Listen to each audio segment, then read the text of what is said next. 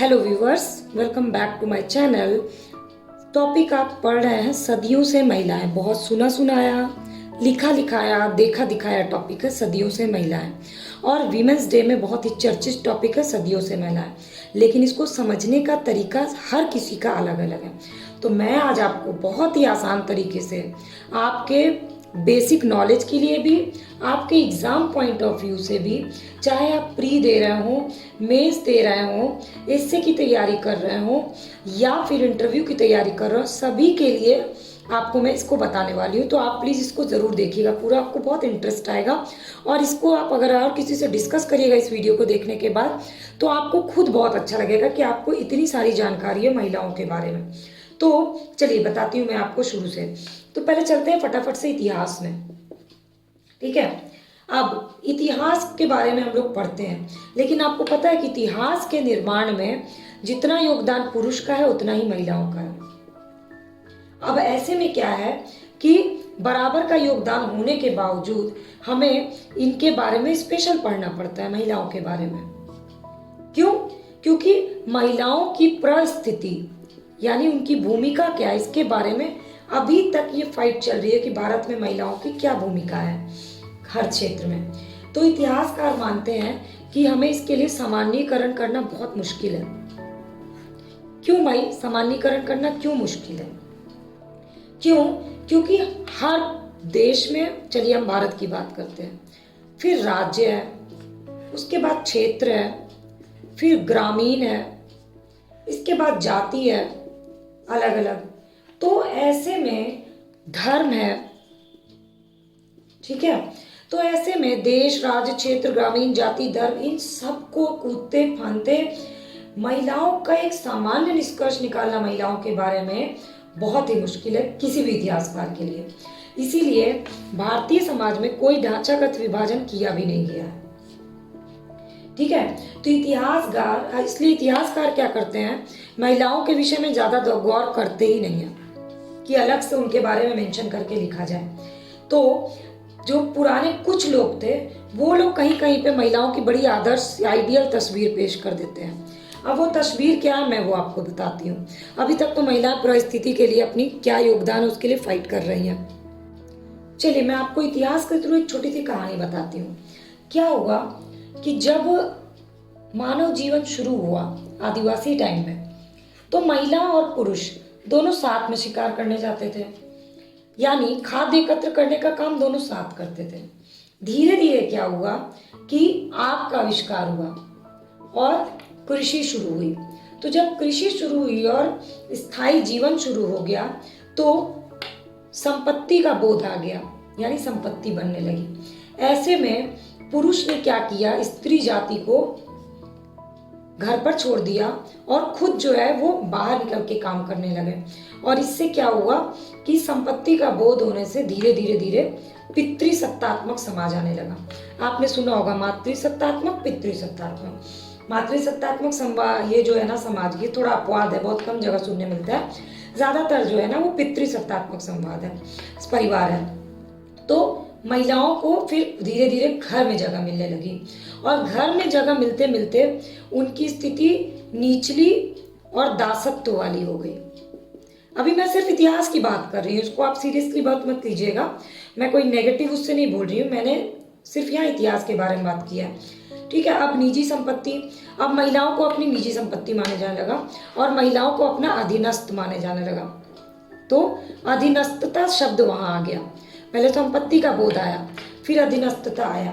इसके बाद जब पितृसत्तात्मक की धारणा धीरे धीरे धीरे आने लगी तो आया लिंग असमानता, यानी बट गए महिला और पुरुष, ठीक है। अब महिला और पुरुष बट गए तो पैतृक सत्ता में 6 ढांचों से बनी थी। एक तो उत्पादन, दूसरा भुगतान, तीसरा पितृसत्तात्मक संबंध, चौथा पुरुष की हिंसा, पांचवा यौन संबंध और छठा सांस्कृतिक संस्थाएं बनाई गई। इन 6 में पुरुषों की प्रधानता थी और महिलाओं का शोषण किया गया, क्योंकि पत्नियां जो है सिर्फ बच्चे उत्पादन करने के काम में आती थी, बाकी किसी उसमें नहीं आती थी। यानी पितृसत्तात्मकता ने और अधीनस्थता ने किसको जन्म दिया? लिंग असमानता को, यानी महिला और पुरुष की असमानता को। अब चलते हैं हम प्राचीन भारत में। ये तो आ गया इतिहास से पहले, जब का कोई इतिहास लिखा ही नहीं गया। अब चलते हैं हम अपने स्वर्ण युग में, यानी त्रेता युग। अब त्रेता युग में क्या हुआ? बहुत अच्छी चीज हुई भाई कि महिला को स्वतंत्रता मिल गई। और इस युग के बारे में कहा जाता है कि महिलाओं को ना पवित्र घर में रखा गया, मतलब महिला जिस घर में रही वो पवित्र हो गया। पुरुष भी स्वतंत्र, महिला भी स्वतंत्र। और इसके बाद क्या हुआ? संपत्ति आने से महिलाएं फिर चिंता का कारण बनने लगी, क्योंकि भाई महिलाओं को ज्यादा स्वतंत्रता दी जाएगी तो वो संपत्ति में अधिकार मांगेंगी, ठीक है। और राज्य का धीरे धीरे विकास होने लगा और धीरे धीरे महिलाओं की स्वतंत्रता भी घटने लगी। फिर लगा कि नहीं भाई, पुरुषों के बराबर महिलाओं को अधिकार दिया जाए तो धार्मिक कार्य में महिलाओं की भागीदारी कर दी जाए। तो महिला की भूमिका धार्मिक कार्य में बढ़ गई, जैसे मंत्र उच्चारण महिलाएं बहुत अच्छा करती हैं, तो मंत्रों की रचना करने के साथ साथ मंत्रों का उच्चारण भी महिलाओं से करवाया गया और वो स्वतंत्र रूप से धार्मिक अनुष्ठान में, बलिदान में भाग लेने लगी, लेकिन विवाहित होनी चाहिए, यानी विवाहित स्त्री को अधिक सम्मान मिला। अब मान लीजिए वो विधवा होती है तो विधवा को इसकी अनुमति नहीं थी। यहाँ से नया टर्म क्या हुआ? महिलाओं में भी असमानता आई, विवाहित और विवाहित के बीच में। अभी तक तो लिंग असमानता थी, अब महिलाओं की स्थिति में भी असमानता आनी शुरू हुई। समझ रहे हैं ये कैसे स्टेप बाय स्टेप ये टर्म चेंज हुआ? मैं आपको बता रही हूँ, आपको बहुत इंटरेस्ट आएगा इसको सुन करके। और जब आप इसको किसी को बताइएगा ना तो वो भी बहुत इंटरेस्ट से सुनेगा इसको, और इंटरव्यू में, मेंस में, ऐसे में आपके बहुत काम आएगा। खैर, अब चलते हैं आगे। तो भाई आर्यों का आगमन हुआ और महिलाओं की अधीनस्थ परिस्थिति यहाँ से शुरू हो गई। क्यों? क्योंकि पिता के स्थान पे अब जो है आचार्य आ गए, टीचर। अब वेद वही आचार्य पढ़ाने लगे, तो वेदों की तरफ से तो महिलाओं का हटना निश्चित था। अब 12 वर्ष के लिए पढ़ाई के लिए बाहर भेजा जाने लगा, तो जो भी शिक्षा पे महिलाओं का अधिकार था वो बंद हो गया, क्योंकि भाई महिलाओं को तो शिक्षा बाहर नहीं भेजी जा सकती करने के लिए, तो शिक्षा पे अधिकार बंद हो गया। लेकिन तब भी लगा कि महिलाएं तब भी शिक्षित हो जा रही हैं, तो क्या किया जाए? तो महिलाओं की विवाह की आयु को कम करने की डिमांड हुई। क्यों भाई? विवाह की आयु कम करने की मांग इसलिए हुई ताकि कम उम्र में ही महिला प्रतिबंधित हो जाए और इस प्रकार वो पुरुषों पे आश्रित हो जाए। ये मैं अपनी बातें आपको नहीं बता रही हूँ, मैं इतिहास की धारणा बता रही हूँ, इतिहास में जो लिखा हुआ है, ठीक है। तो इससे क्या हुआ? इसके बाद जो है धीरे धीरे विवाह करना अनिवार्य कर दिया गया महिलाओं के, लड़कियों के लिए, और धीरे धीरे महिलाएं अपना अधिकार खोने लगी कम उम्र में ही, ठीक है। इसके बाद अगला स्टेप आया कि भाई जब अधिकार खोने लगी तो अब आ गया सती प्रथा, यानी पति के साथ जलना। सती प्रथा शुरू हो गई। अगला स्टेप कि अब इस तक तो विवाहित और अविवाहित में अंतर था, अब क्या हुआ? उसमें भी सती प्रथा आ गई। तो हम कहाँ पहुंचे? सती प्रथा तक पहुंच गए। धीरे धीरे क्या हुआ? महिलाओं की परिस्थिति ऊंचे नीचे वर्ग में बांट दी गई। किसी के पास संपत्ति है, कोई विवाहित है, वो ज्यादा सम्मानित है, ठीक है। इस तरह से महिलाओं की अधीनस्थता का पूरा रूप आप इतिहास में देख सकते हैं। अब चलते हैं हम, विवाह में भी प्रकार हो गए, अनुलोम और प्रतिलोम, यानी इंटरकास्ट मैरिज जिसको कहा गया। अब जिसने इंटरकास्ट मैरिज किया उसका बहिष्कार शुरू हो गया, समाज से उसको काट दिया गया। इसके बाद समाज में महिलाओं की आर्थिक भूमिका की बात आने लगी। अब आई महिलाओं की आर्थिक भूमिका, ठीक है। तो महिलाओं की आर्थिक भूमिका तब बढ़ी जब उनकी पुनरुत्पादन भूमिका को एक साथ जोड़ा गया। यानी जैसे कि महिला के अधिकार धीरे धीरे दबाया, जैसे दुर्गा माता कि चिन्ह की उपस्थिति और नृत्य करती लड़की की आकृति जब आप देखते हैं तो समझ जाते हैं कि महिलाओं की भूमिका किस तरह से बढ़ी कि अब उनका आदर किया जाने लगा, देवी रूप माने जाने लगा, जबकि आर्य जो है स्त्रियों को दास के रूप में मानते थे। इसके बाद जब कृषि अर्थव्यवस्था आ गई तो कृषि में महिलाओं की भूमिका बढ़ने लगी। इसके बाद जब शहरीकरण आ गया तो यहाँ पर भी महिलाओं की भूमिका बढ़ने लगी।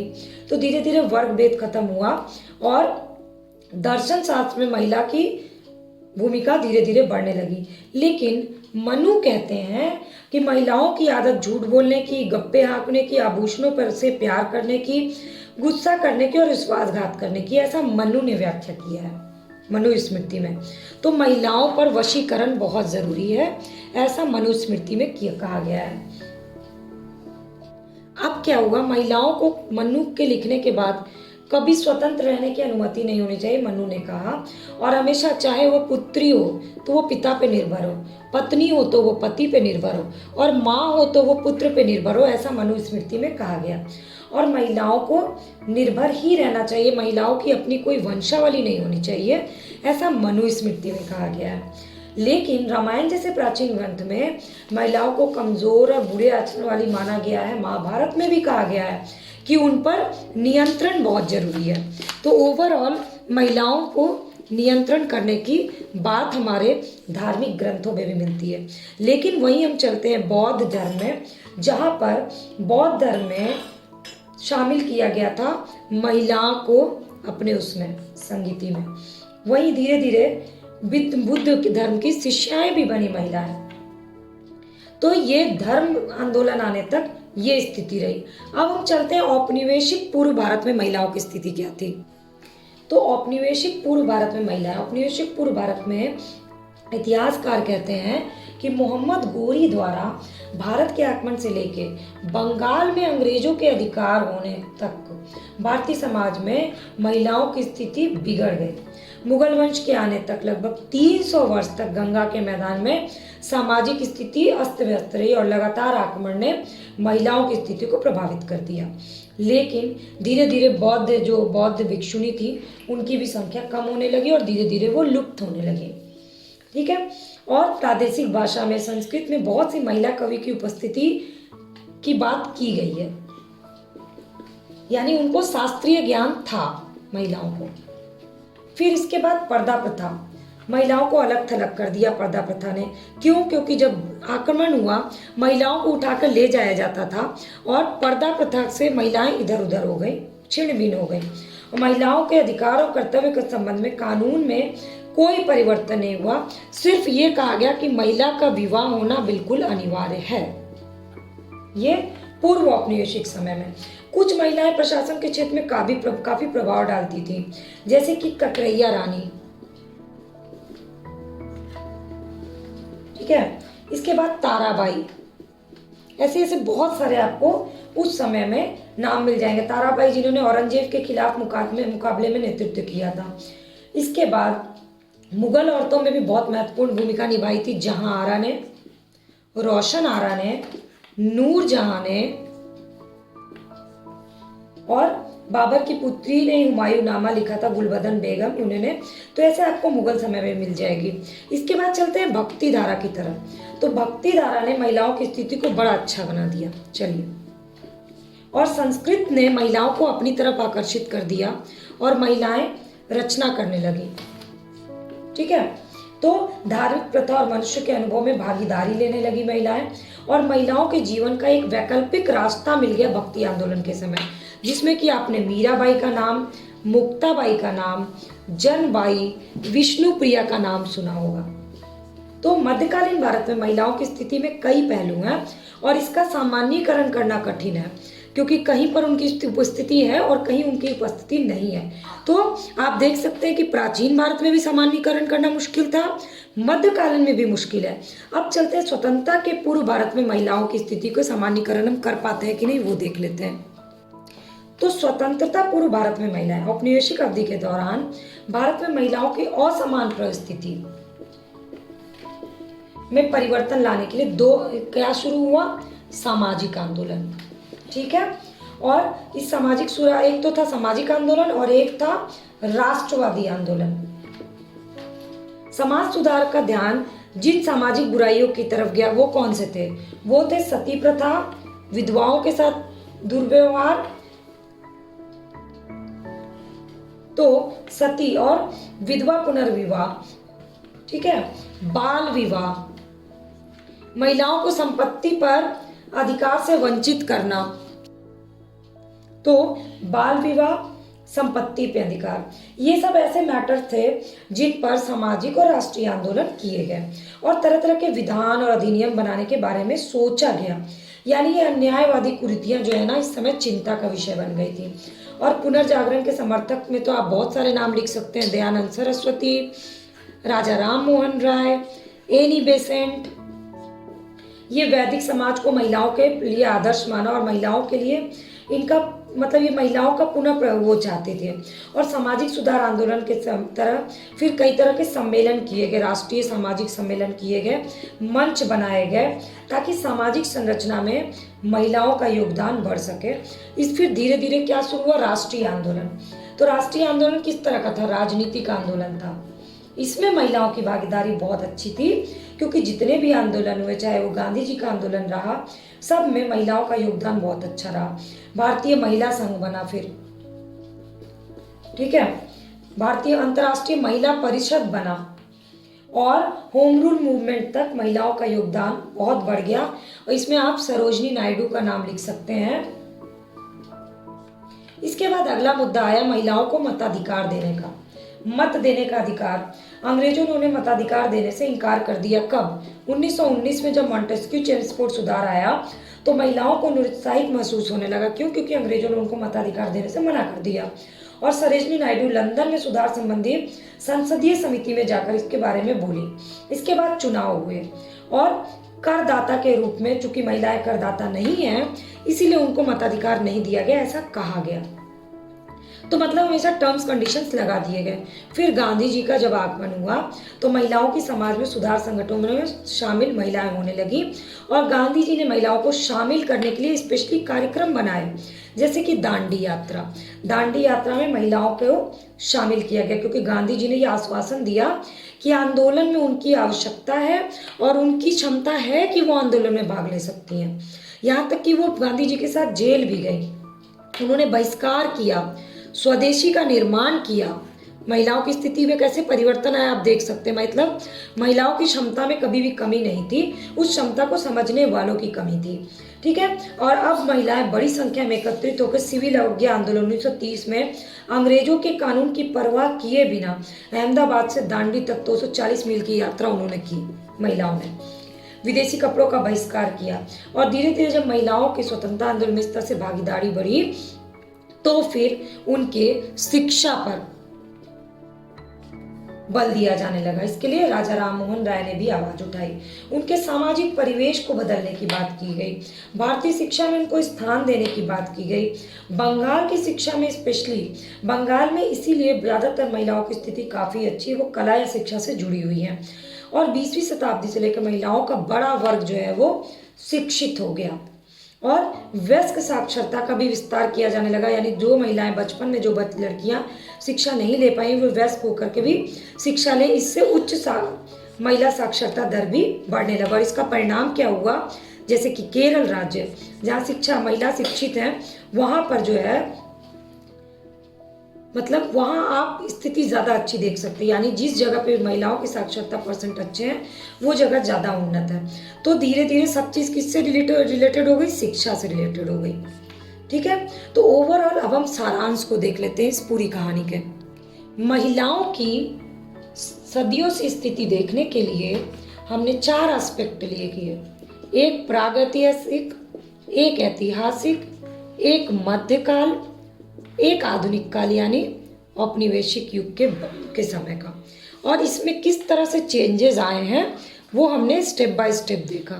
क्या महत्वपूर्ण पड़ाव थे ये देख लिया, किन चीज़ों पे ध्यान दिया गया ये देख लिया, और ओवरऑल भारतीय समाज में महिलाओं की रेखा चित्र क्या रही है विगत काल से वर्तमान तक, ये हमने यहाँ पर एक रेखा चित्र बना लिया है ताकि कोई भी चीज़ को डिस्कस करने से पहले हमें महिलाओं की पुरानी स्थिति पता होनी चाहिए।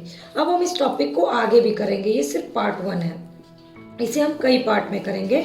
और अगर आप किसी भी प्रतियोगी परीक्षा की तैयारी कर रहे हैं तो इन सारे पार्ट्स को ज़रूर देखिएगा, आपके लिए बहुत ही यूज़फुल है। वीडियो अच्छी लगी होगी तो लाइक, कमेंट और अपने डाउट्स, अपने क्वेश्चन मुझसे पूछना मत भूलिएगा। साथ ही साथ अपने फ्रेंड्स एंड फैमिली से शेयर कर लीजिएगा। सब्सक्राइब बटन को क्लिक करके बेल आइकन को प्रेस करिएगा ताकि फ्री ऑफ कॉस्ट सारी वीडियो अपडेट आपको मिल जाए। और मेरी सारी वीडियो अब देखने के लिए मेरे प्लेलिस्ट को एक बार विजिट ज़रूर करिएगा। Thanks for watching my class.